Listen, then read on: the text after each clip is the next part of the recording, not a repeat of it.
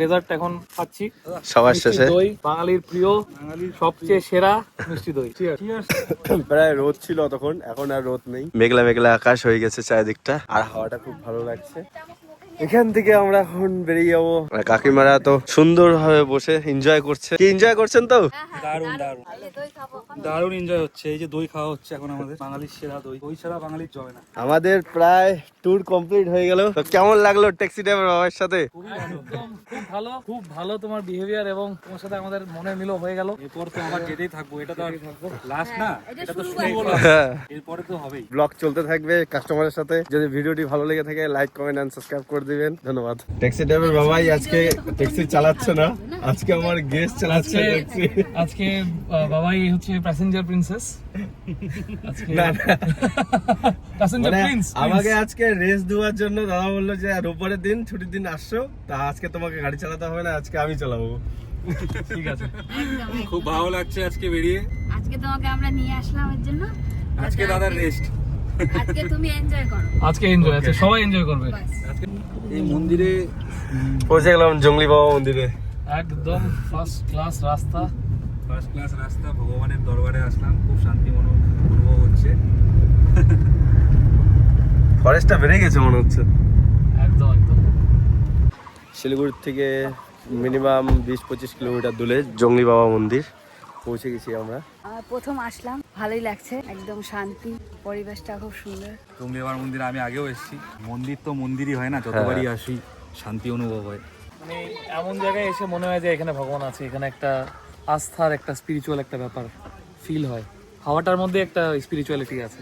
একটা যে কোনো জার্নির শুরুয়াত ডেফিনেটলি আমাদের এরকম একটা স্পিরিচুয়াল জায়গা থেকে করা উচিত, তাহলে পুরো জার্নিটা ভালো হয়।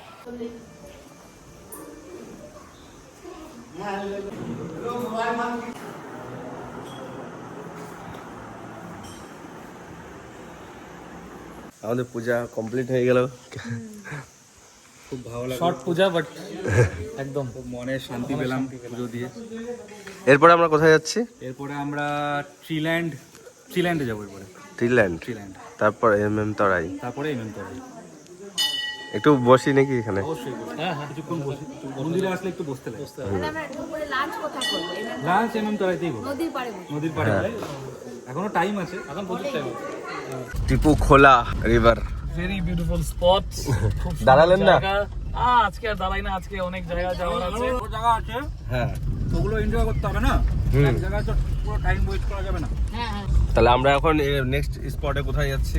নেক্সট আমরা যাচ্ছি ট্রিল্যান্ড। ট্রিল্যান্ড, ইয়েস। চলেন।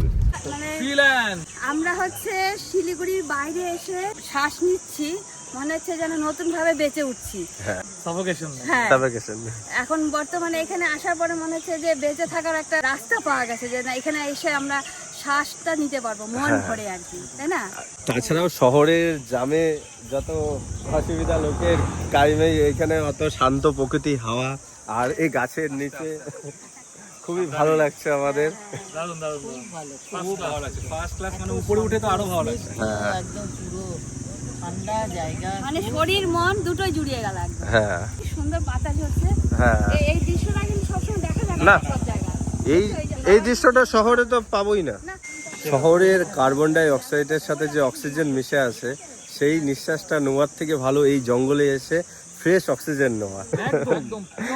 আর এটা প্রত্যেকটা শহরবাসীকেই আসা উচিত এইসব এরিয়াতে, কারণ শহরে তো জানেনই অক্সিজেনের থেকে বেশি কার্বন ডাই অক্সাইড থাকে।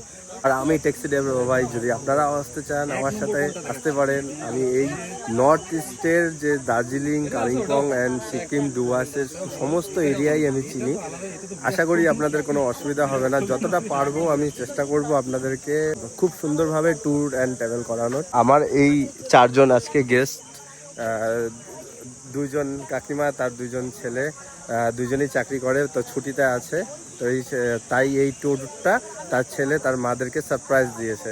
তো খুব ভালো লাগছে এইসব এরিয়াতে, আর এরকমই ট্যুরিস্টদের সাথে আমি ট্রাভেল করে খুব হ্যাপি। আজকে আমাদের মেনুতে মাটন আছে, পাবদা মাছ আছে, প্লেন রাইস আছে, ফ্রাইড রাইস আছে, স্ন্যাক্স এর মধ্যে সোয়া স্টিক্স আছে, পেপসি আছে, আর টক দই। আর টক দই। ও লাভলি।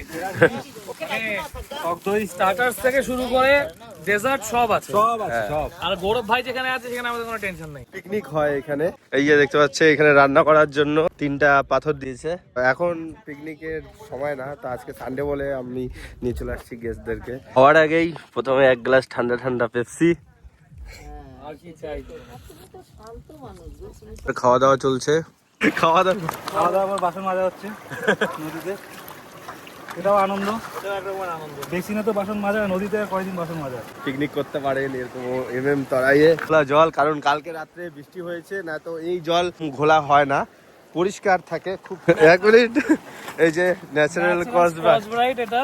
হ্যাঁ, এটা কিনতে পয়সাও লাগে না তখন। না না, আর এটা কসবাইটের থেকেও ভালো, অনেক বেটার। অনেক বেটার। ন্যাচারাল একদম। সব ধোয়ার পরে দেখবেন চকাচক হয়ে যায়। চকাচক হবে। দেখি আমাদের কসবাইট কেমন চকাচক হলো।